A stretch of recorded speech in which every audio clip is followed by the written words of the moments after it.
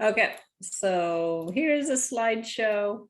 I always put like way too much, so we will not get through the whole thing, but I will drop the link in the chat somewhere close to the end. Maybe I should do it now so you guys have it. Let me just do that. Okay, stop share. Copy. All right, got my permission right. There it is. So that's the link to my presentation. That has lots of links in it.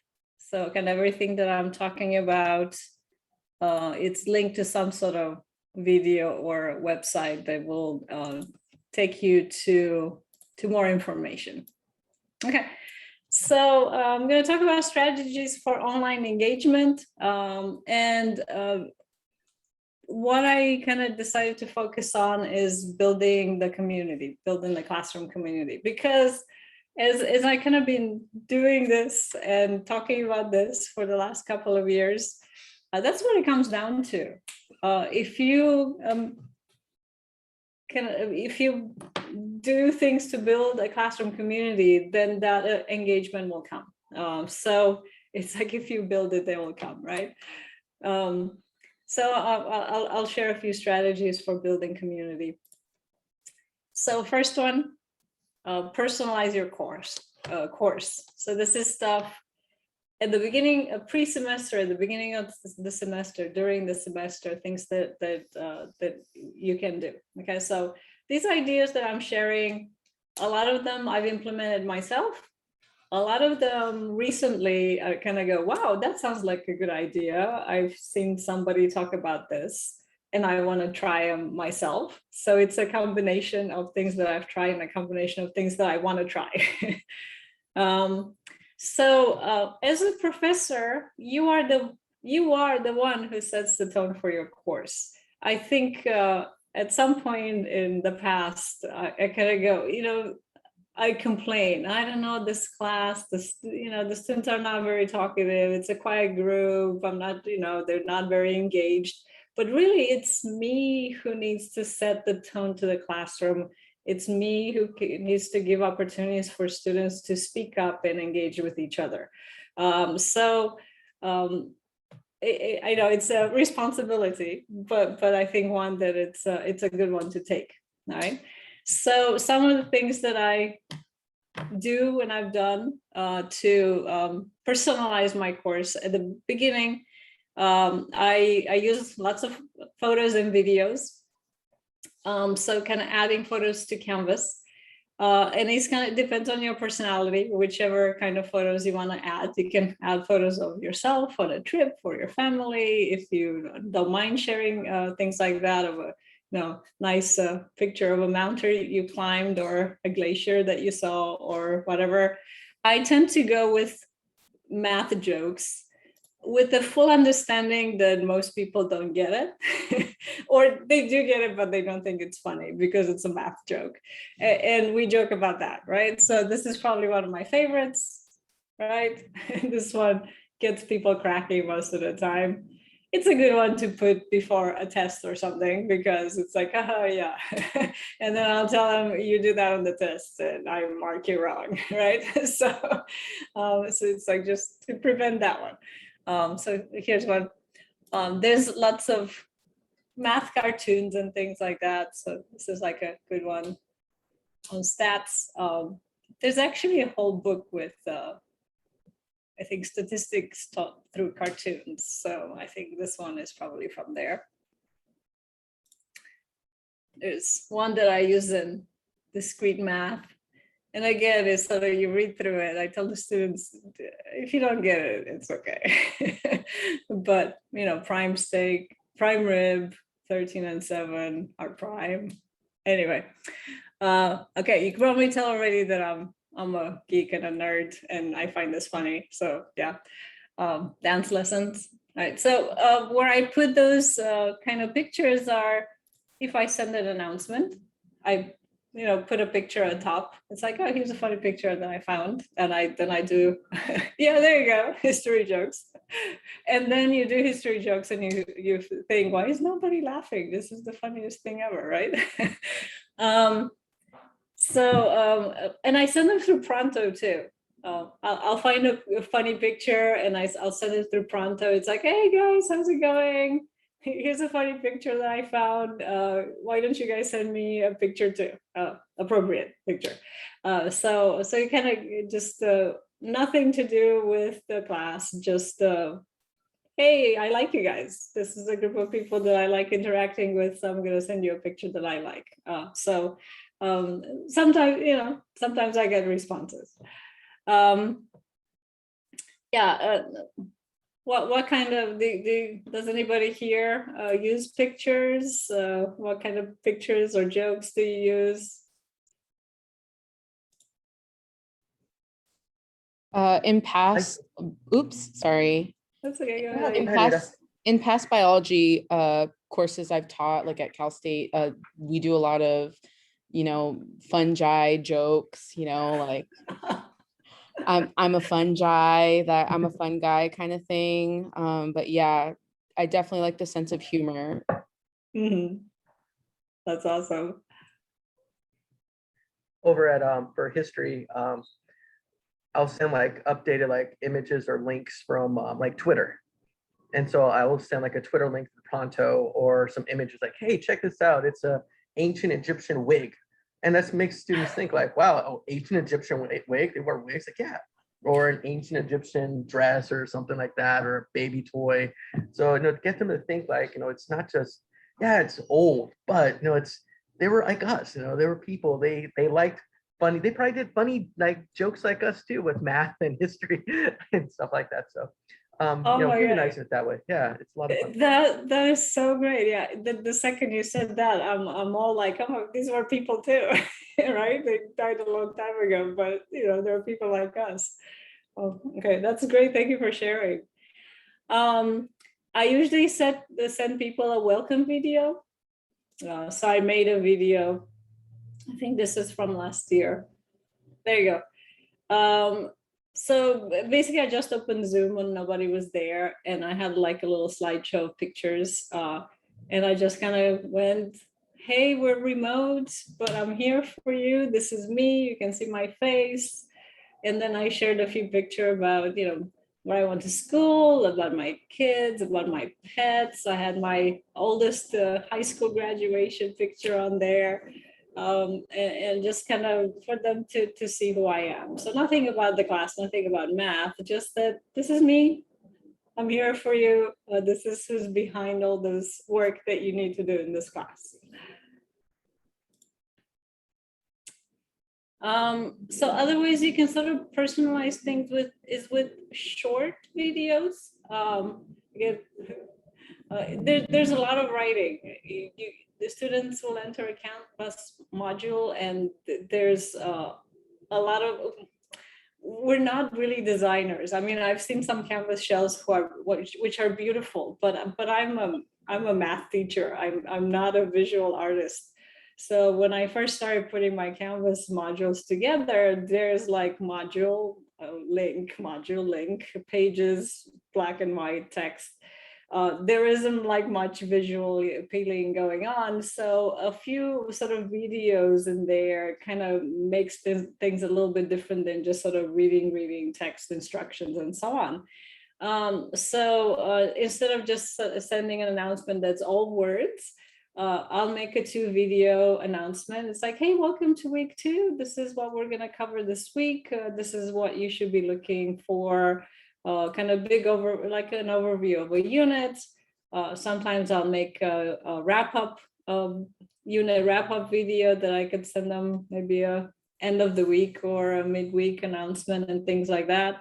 So things that often I would just sort of write down, I will make a quick video and send it to them. Shorter videos are, if you're kind of thinking of captioning, shorter videos are a bit easier to caption because they're shorter. I usually do things, either YouTube does the auto captioning and then you can edit it if you want it to kind of be more accurate.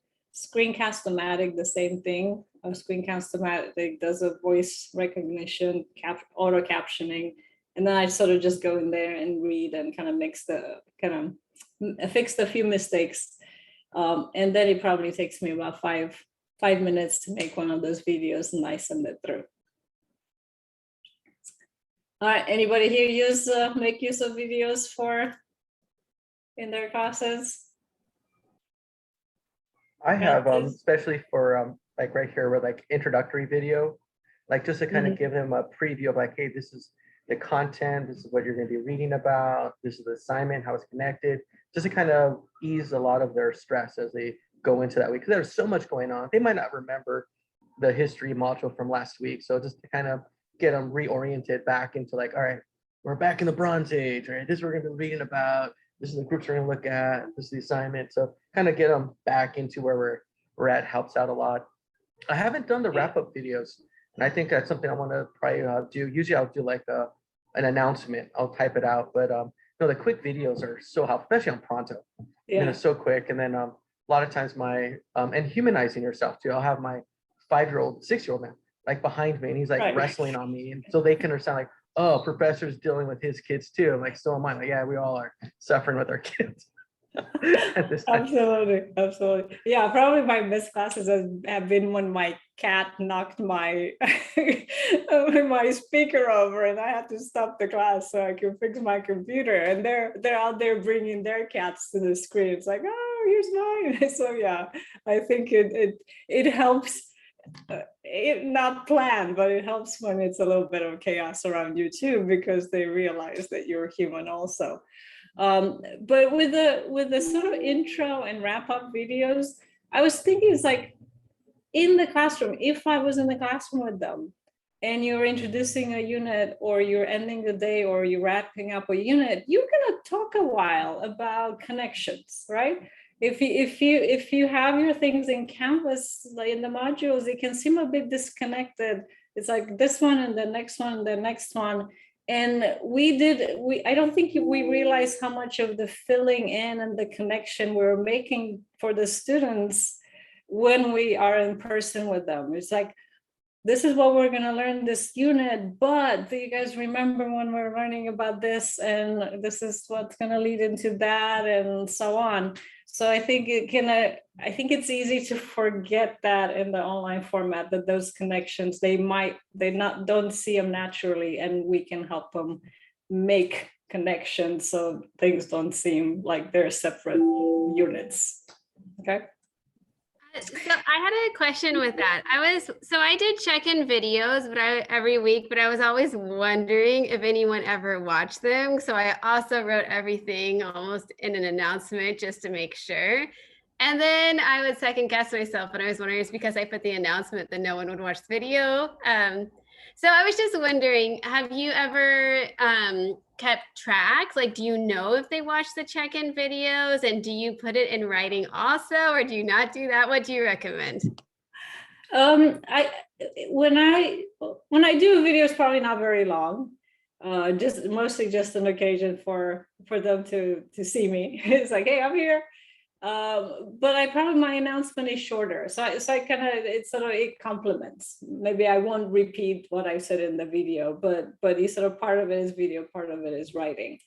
I don't really check the analytics to see if they watched the video. I guess you can go on YouTube to see if there's spikes.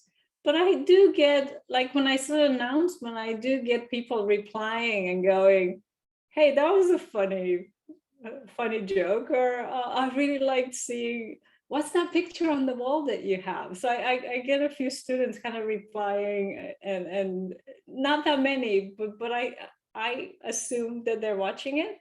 And if not, it's okay too. They're there, right? So it's fine. A lot of things you can reuse. Some things are spontaneous, but a lot of things you can use to the next semester. So I figure it's all good. Once they're made, I'll probably reuse them. All right. Any other comments on that? I have a kind of an old lady comment. This is Gina. I do that. If I'm taking a class, or if I need to find out something about something and Google it, I always avoid the videos like the plague. is that just a generational thing? I just think, my God, if I put a video, well, I mean, I have videos in my class, but I just think if I do announcements as videos, they're going to say, oh, yuck, because I wouldn't look at it. Why would they? Or do people now rather watch videos than read? I think it's a mix. I think it depends more with your learning style than with your kind of generational thing.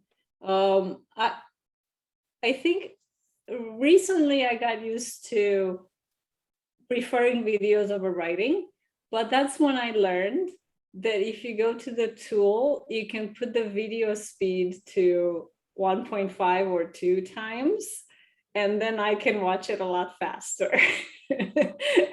If I do that, then I like to watch the video because otherwise it takes too long. I would rather read it. So for me, it's more a question of how fast I get the information. So, but in terms of what people prefer now, I'm not sure. I've never looked at sort of statistics or studies over one over the other. And can I ask a question? How many videos can you have in your Canvas Studio library, and will they delete them if it's next semester? I think you can have as many as you want. There might be a size limit, but I think it's huge. Okay, good. So Canvas Studio is meant to be there with you for the duration. Okay. They've also updated it this semester, so you can share videos with other instructors. So if you have videos in Canvas Studio, there's a very quick share, either entire folder or an individual video, and you put the person's email and it goes to their Canvas Studio folder. There's a thing that's kind of shared with me, just like in Google Drive. So that's handy if you're kind of sharing materials for classes. So why would you do Studio instead of putting the link on YouTube? Studio, I guess people like it because it's private. I know you could set the YouTube video as unlisted. Most of mine are on YouTube, but recently I've put them in my Canvas Studio folder just because they're organized. I can make folders, and these are my chapter 6 discrete math videos, and these are my such and such videos. So it's possible that I can do that on YouTube too, but right now I have a list of maybe, I don't know how many videos I have that I made these past 2 years, but I'm getting to the point where there's so many that I can't find what I want. So it's nice to have them on Canvas Studio. The other thing with Canvas Studio is that you can make your videos into quizzes. So you can put checkpoints inside the video to kind of see that the students are watching them. So you'll have a video that you pre-made, and you can put a location there where you can ask a question. It's like, okay, so we've been talking about the quadratic formula. What's the discriminant? They can put like a true and false thing. So you can put like 1 or 2 or 3 checkpoints throughout a video, depending on how long it is. And then you can see what people answer. You can get the analytics. So that's also a feature that people like.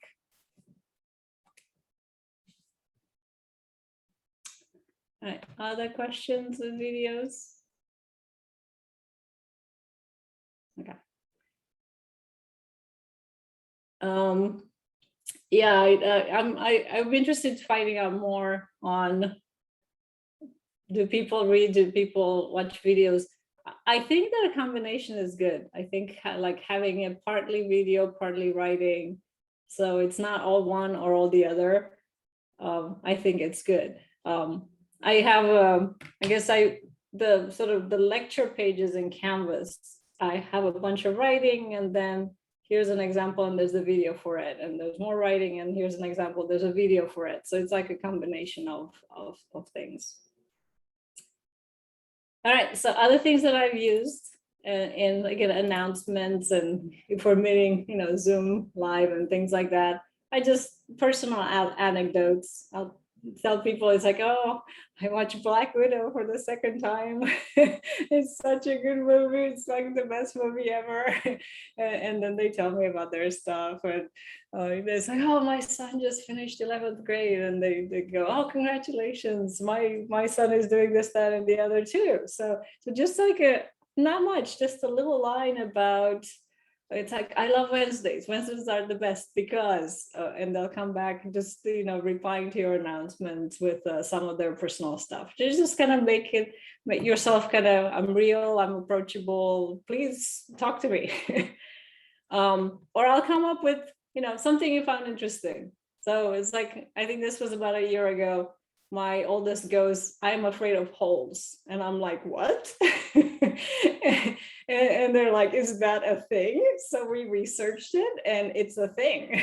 So, I can find an article. It's called this, trypophobia, the fear of holes. It turns out it's like an evolutionary thing, that it's like things with holes were often dangerous, poisonous, and so on. So you kind of, some people really have this apparent that they're afraid of holes. So I'll send them a link to that. It's like, what do you guys think of this? So it just, you kind of revealing yourself a little bit. And I can tell you, I am very much an introvert. I'm a private person. It's not easy for me to share stuff, personal stuff with people. But I can share a few likes and dislikes and kind of like things that doesn't sort of dig in too personal and just kind of make the class friendlier.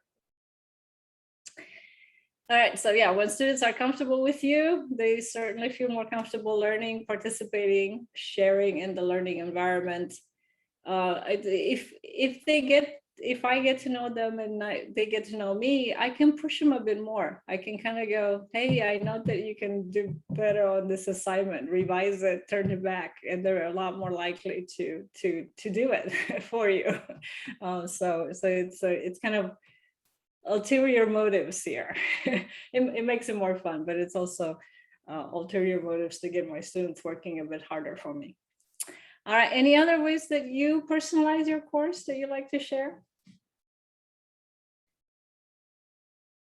I'll show pictures again of like if I visit a museum or like a historical place and stuff, to be like, hey, look, I was actually here. I'm standing at Stonehenge or Hadrian's Wall, or I'm at the Colosseum. Like, oh wow, that's really cool. So things like that as well. Yeah. And I'm trying to do pop culture references, but I realized a lot of our students are young. And I just saw like a thread saying a lot of the students like coming in like were born after the events of 9/11. I'm like, whoa. So I'm like, wow. I have to like watch Pokemon to interact. So I'll figure something out. I know. I occasionally make cultural references and I go, do you guys know what I'm talking about? And they're like, no. It's like, okay. It's so sad. Yeah, I know. How can you not know who Alf is? And it's scary making cultural references about stuff that I'm not familiar with, because I was talking to my own children about something and they're going, Mom, this is racist. And I'm like, really, why? And it's like, because it is. It's like, oh my God, I better not ever mention that in my class then. So it's like, to be safe, I try not to, because I don't know popular culture very much. Yeah. So anyway, I'm glad that I have my kids to kind of keep me straight. That reminds me, my Grossmont class started yesterday. I mean, on Tuesday. So I had gone to a wedding over the weekend, and I had henna applied to my hands. So I still have some remnants because it's fading away now. So because I was using the document camera and they could see my hands, so I used that to make a connection with them. That, do you know what's on my hands? It's not disease. So, and then I asked them to say, so then some girls, they recognized, they said, yeah, we know it's henna. I have a henna tattoo on my arm right now, and so on. So they kind of like felt, kind of like connecting right away. So I use these kind of things wherever I can. Your cultural connection, that reminded me that this is something cultural, like we put henna on kind of festive occasions. So Yeah, yeah. these are the kind of things I use to connect. So then they feel, oh yeah, she's one of us. So, so that makes it ease into the. It definitely does. Yeah, thank you for sharing that. All right. Second thing that I have on my list. Okay, so creating a communication plan.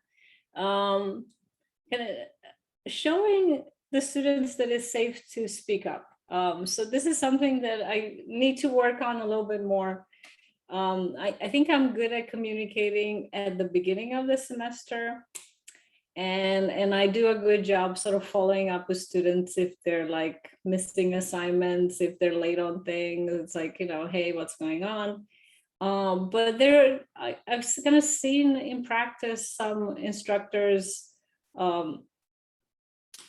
having a plan to talk to every single student, to communicate with every single student during the semester. And I'm trying it. I've tried it a couple of times. I think it's and I like it, but I think sort of it needs planning. So a suggestion is to kind of make a plan at the beginning of the semester. You have your list of students and kind of jot down. It's like, this is when I plan to talk to this person, and so on. I mean, that plan could work or not, depending on kind of the students' input also. But you can create a calendar when you'll reach a student individually. After the first week, you can reintroduce yourself by email to each student and offer to meet with students in individual conferences. Some students will take you up on that, some not. I know I've seen classes where the instructor required 2 meetings per semester. And there were, my oldest was in a class like that, and they found the experience very beneficial, just having this check-in. And it sort of didn't take long, 5, 10, 15 minutes. And sort of basically as part of a participation grade. So kind of if the student missed it, it wasn't a big deal, but just sort of incentive enough that it's like, I'm not going to miss it. I might as well go see what it's about. So the beginning one, it's nice to kind of just check in with students, like, tell me about yourself. What are your goals? Are you, anxious about anything, things like that. And then you can get to know things about them. And another good check-in will be somewhere after the first test or after the second test, or mid-semester, maybe before the withdrawal deadline, kind of checking in to see how each of them are doing. Again, in the meantime, you're still checking in with them if they're falling behind and so on.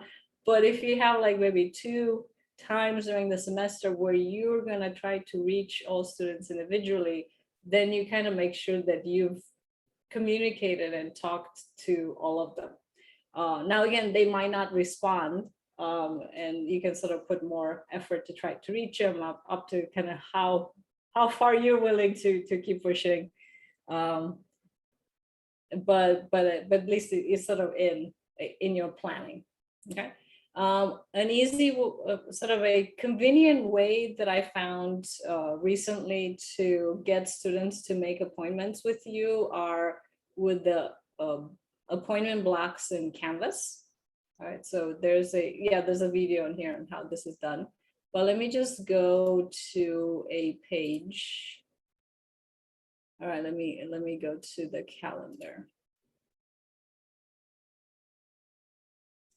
So if you go to the calendar, view calendar right here. It's loading. All right, and you click on a day, then there's a thing called an appointment group. Okay, so you can say office hours or, meetings. There's a location. I think you sort of can copy and paste your Zoom link on there. So you can put your Zoom link in there so they have it. And the calendar is, I'm not sure why this is not maybe this class is not a current class, so it's possible that it's not going to let me do it. And then you can sort of set the number of minutes that you can have 15-minute blocks. You can limit each user like one per between 1 to 3, for example. All right. And this makes like this blocks that will, and you can put more details in here. So you can publish it. Sorry, this isn't, I think it's in a course that it's not active, so it's not going to let me do it. But the students will see. Okay, let me try it. Oh, there you go. Okay. So the students will see these. Okay, so if I go to student view right now, let me go back into this class, full Math 245. View student view. And course calendar. All right, the students will go to find appointment. And they'll see the box, and then they can go and reserve one, right? So they'll reserve the appointment, and they're signed up, and then they'll show up. You know that they signed up, so you know to meet with them. So it's a tool that you already have in your Canvas. Of course, you can make an appointments by email too, but this kind of makes it a little bit easier to keep track of.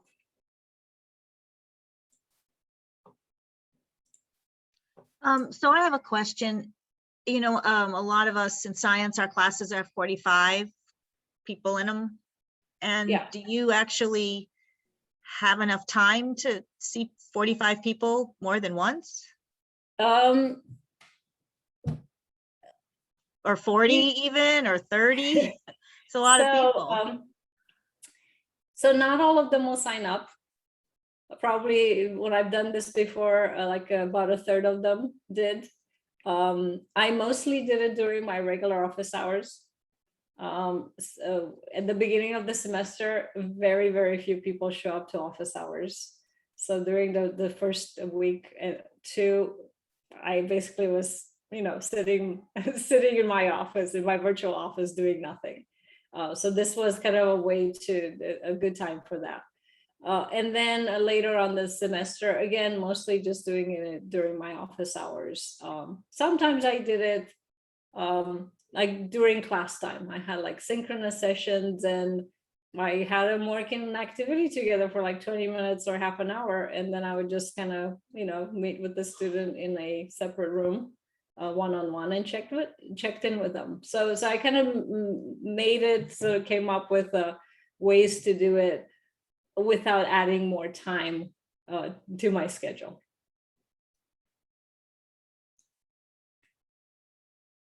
But yeah, definitely time is a consideration. So yeah, so some people teach 2 classes, some people teach 6. So it's kind of, my advice is that if you want to try it out, start with 1 class. Pick a class and try it out, see if this is something that works for you, and if it doesn't, that's okay. And could you show one more time where I access that calendar? All right, so Probably into my course on probably dashboard. the easiest thing would be through your course. So open up a course. And then I say this little icon that says view calendar. Is that where I go? Yeah, you go to view calendar. Okay, right I here. clicked on this, but I didn't find that whole edit thing and make the blocks. All right. I just went on my Canvas. Yeah, so click on a date. Oh, click on a date. Okay. Yeah, click on a box, and then there's That's the when it will give the option. Okay, thank you. Okay. All right. And yeah, the presentation, this link right here will take you to a video that goes through the steps too. Okay. All right. Any other thoughts or comments on that one? All right. Again, if you don't have time to meet with the students like face-to-face Zoom, you can just make sure that you're emailing everybody. So you can send out an email So not just if they're not doing well, but if they're doing well too. So it's like, oh, I noticed you, in that paper you sent last time, I really liked what you wrote. Keep up the good work. I'm really impressed with what you're doing. Yeah, keep it up. So, but sort of just communicate with all the students. They know you're there. They know that you care about them. Okay, so next thing, encourage interaction. So get up to now is like interaction with you. So, but between the students, so kind of encouraging interactions between the students. I think in face-to-face classes, students mostly will talk to each other. They have before class, after class, they can hang around together. During class, a lot of times they're doing activities, they're kind of checking in with each other and doing work. So interaction is a bit easier. But in the remote format, it has to be more deliberate on your side to set up activities for them to interact. So one of my favorite things to do are discussion boards. Often I use discussion boards. If I have a face-to-face classroom, I'll have discussion boards in Canvas, because a lot of students will talk in the discussion boards and they would never talk in a classroom. In a classroom, I'm trying, even when I go back, I want to keep the discussion boards to the discussion boards, because I think it's easy for just a few students to kind of take over. And it's easy for me as an instructor to kind of let them, because it's like I asked the question and oh my God, somebody answered. I'm so happy that I kind of just call on the students who raises their hands instead of kind of waiting and making sure that other students have a chance. And then you kind of get into this thing where the same 5 students are always talking, and then the rest of the class are really quiet, and you're going to have students that never ever say anything. In the discussion board, a lot more students will speak up. All right, Becky? One thing I do that works really well on the discussion board is I never post anything on the discussion board. The students are supposed to put their response and respond to 2 others. And then I respond to them in the grading after the discussion is closed. Because I found if I made a comment, then everybody shuts down. Yes. So, I found that too. I used to kind of go in and respond. It's like, I'm here. But yeah, I started just responding to them in SpeedGrader. Yeah. Yeah, and I tend to ask them open questions that they like. What would you do in this type of problem if you got stuck? Mm-hmm. Things where they can actually talk about it and it's not high stakes anything. Yeah. What are you holding up, Valerie?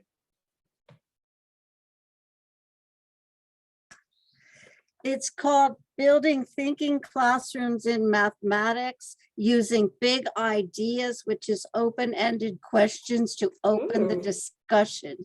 Oh, I love that. I don't know how to show you. Yeah, maybe if you want to type in oh the yeah, title sorry. in the chat, that would be great. Title and author. So yeah, I think I've gotten better at the discussion topics. I think before they were really boring, like chapter 2 discussion forum, post any problems that you get stuck on and somebody else will help you. Those were like the worst. So now I like round robin discussion things where a student like posts something and the other student has to kind of answer. So for example, in statistics, find a online article or video that mention application of something. This one is normal distribution, but it could be anything in statistics that that's relevant, that we're talking about that. So search for an online or journal article, news or video, post the link, then create a problem based on that article, kind of using the numbers from there.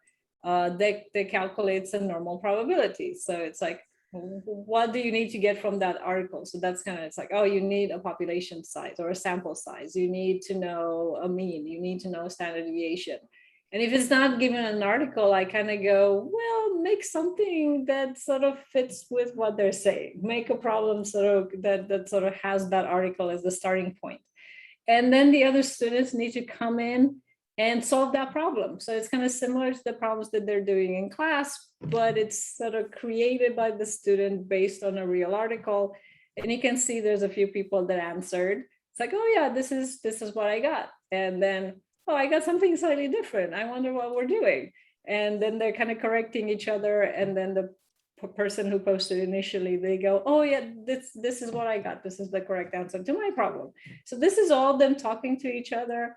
And then the next student posts another article and other students do those problems and answer them. So it's kind of sort of fluid and student generated, student initiated, fairly open-ended. So I really love those. I think in sort of the comments, the survey that I did at the end for this class, this is probably one of the favorite assignments for the students. And for statistics, the pandemic has been a very useful, sorry to say, source of data, because I had discussions on, find a discrete variable, talk about it, everyone find their own different one. And we got a lot of different discrete variables. And I had questions about, tell us about your variable, tell us what values it can take on, tell us why we care, things like that. And so it doesn't sound right, but that discrete variable, and then the other one, the continuous variable, we were using data, real data, to talk about why does it matter? Why should we understand those things? When I taught Math 96, we had the Ebola. And so we talked about exponentials, things like that. It brought it into the, I know it sounds bad, but it brought it into the real world, why you might want to know. I think students want to know how math is relevant. They want to see how it's connected. And I don't think they mind talking about real stuff and, and things that's hard to talk about because they live in the real world. So I probably math is one of those things that it's often really hard for students to see the relevance. And I think assignments like this, where they have to discover the applications and bring it to the class, it's really beneficial. Also, the hypothesis testing and election predictions and how you get your data, how one gets a sample, is the sample biased? There's a lot of things around elections that we can talk about and that I try to bring those up. Yeah. All right, so another kind of discussion that I use in math, I get students to make videos of solutions. So I have these problem sets which are a bit more challenging. They're mostly word problems, which everybody kind of, it's like, oh, I'm scared of them. But by the end of the semester, they kind of go, they're challenging, but I know how to approach them now. So it's a process. So they choose a problem from, it might be 10 problems on the list. They choose a problem and they make a video. Each problem has like 2 or 3 students doing it. So, and at the end of the week, they have to submit the solutions to all those problems. So the discussion board is basically a resource created by the students and used by the other students to kind of, they watch each other's videos and they're like, okay, I tried this and I'm stuck, and I saw how Maria did it, and I saw how Cynthia did it, and I saw how Javier did it. I don't know which one is right. So they start communicating. Again, I try not to intercede too much. I grade them individual. I give them comments. It's like, you might want to check that step, but I don't go in and say, you got this wrong in front of the other class. I let them question each other. Okay. Bye, Amy. So here's a sample video. So I kind of give them a student created videos. I tell them you can use Screencast-O-Matic, you can use Canvas Studio, you can use Flipgrid, you can use your phone. And it's kind of spreads. Most people use their phone. So this is kind of the kind of videos I get, which are great. Hi guys, for number 1, we are given 60 inches for a total wire cut into 2 to make a circle and square. We were supposed to. So I'm not sure if you're ready to, you could hear the audio because I didn't click the little box. But this is what it looks like. They have the problem written out on just their page, and they have the phone there, and they're basically talking through all the steps. The explanation for most of these are so clear and detailed. Some of them are better than others, but on the whole, they're incredible. So this is kind of done most weeks, pretty much every week. And it's kind of this repository of where the students are really helping each other. So if I was in class, I would get the students, here's a sheet of 10 problems. You guys work together in a group, and they would work in a group and help each other. So this is kind of my way of making it that kind of interaction. The bonus is in the discussion boards, everybody's speaking. Whereas in the class, even if you have them in groups, you tend to have one person taking over or 2 people taking over and others never speaking. So it's kind of a win. I like this. I like this a lot. I was wondering, is the board the same thing as Canvas discussion? Yeah. Okay, so you just make like a topic for the week, kind Yeah. of?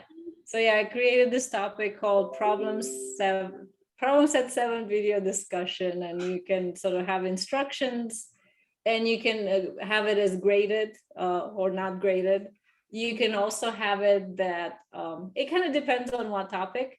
You can set to, you can't see each other's post until you post your own kind of thing. So you prevent students from kind of seeing what everybody else said and kind of just copying it, or you can have it that they see it. It kind of depends what you're doing. So I have a question. You don't go in, well, this is problem set 7, so you don't go into a lot of step-by-step instructions on how to use Screencast-O-Matic or Flipgrid or Canvas Studio. Do you have, I guess you have links there, and they go, I can see Yes. Screencast-O-Matic is a link and Flipgrid is a link. So you just they'll figure it out? So yeah, for Canvas Studio, I say click the app that says this, and then and then record yourself. I haven't had many problems. I might have like one student who goes, I can't get this to work, and then I kind of go, oh, let's meet and I'll show you. But with these 4 choices, they will find something that it's workable for them. Most of them choose their phone. They do it on their phone, and then they'll just upload it either to the class or to YouTube and then link it. But yeah, mostly I have almost no questions of how to do it. And when you say upload it to the class, is that a thing? Can they do that? Can Yeah, they they can upload a whole it. like 30 megabyte big, 700 megabyte thing to Canvas? They can, I think, yeah, it works. I don't think they're that big because their videos they're mostly like 2 to 5 minutes long. So they're not huge. And basically when they respond to the discussion board, it goes upload media here. So let's see, if I go to a discussion board and I go to problem set 1 forum and I reply to it, and you go insert media, upload, and basically they either click on this and they can do it in Canvas Studio, or they click on this and they can do it with the webcam right now, or they go here and upload something from their computer. And I've done this myself. I've uploaded video files from my computer, and it takes, it's fairly instantaneous. It doesn't take more than a minute or two. And yeah, so yeah, I haven't really experienced any problems with students telling me I can't do this. I think a couple of years ago, it was more problematic. Now it seems to just be so smooth. Everything seemed to kind of, this video stuff just seems to be very integrated, and it's not really causing many problems at all. And if I do have the couple of students that are having problems, it's like, all right, let's meet at this time. We'll go through office hours. I'll show you how to use stuff. And we sort it pretty quickly. And because they do it so much, they like do it once a week, then it's like they get used to the process, and it's not a big deal. All right. Okay, I am almost out of time, but there's lots of different ways that you can get people to interact with each other. It's all on here if you want to kind of look more. I will try to have more flex during the semester, so we could talk about more of this, things like polls and chats and Pear Deck and Kahoots and things like breakout rooms. And one thing I want to mention is try to bring the outside in. So students are in your class, especially remotely. This is kind of their world. Try to tell them they are part of Miramar College, and there are clubs out there that can join. There are live events they can attend. There are services that they can take advantage of. So if you have a resource page in Canvas that sends them to the Veterans Office, to the DSPS, to the library, that's a great way to link them to those services. Use the college announcements page to share things that are going around on campus. I'm going to maintain this throughout the semester, send you guys the link. Yeah. You can put it in Canvas, and this will update throughout the semester without you doing anything. And point it out to them occasionally so they know it's there. But tell them that there's stuff outside the classroom that they can go to. And if you can assign, go to this FN and give them points, participation points, or points towards a test or a quiz or something, that's even better. All right, that's it for me. If you have any questions, I'm here to answer them. Yeah, one quick question. Even though it might be off this thing, on the Flex page where we confirm that we attended the workshop and everything, I don't know if that submit button is not working. I've been trying for last 3 days. After I attended a workshop, I tried to submit it, but it's not working and nothing happens when I click on submit. Also, I couldn't attend one of the workshops. I tried to drop it from my list. Okay. It doesn't process that either. So I don't know if anyone else noticed that. Yeah, I'll check it out and I'll let Alan know. Okay. Okay. Thanks for letting me know. Thanks for all the tips. Thanks for all the tips. Have a great start to the semester, everyone. You too. And could you send us the slide deck if you don't mind? I will put that in the Thank chat. you. Oh. Copy. Uh-oh. How do I do that? There it is. Okay, thanks, Anne. You're welcome. Bye. Ah, I'll save it to my computer. we have to save it first before we leave, I think. Yeah, click on it first.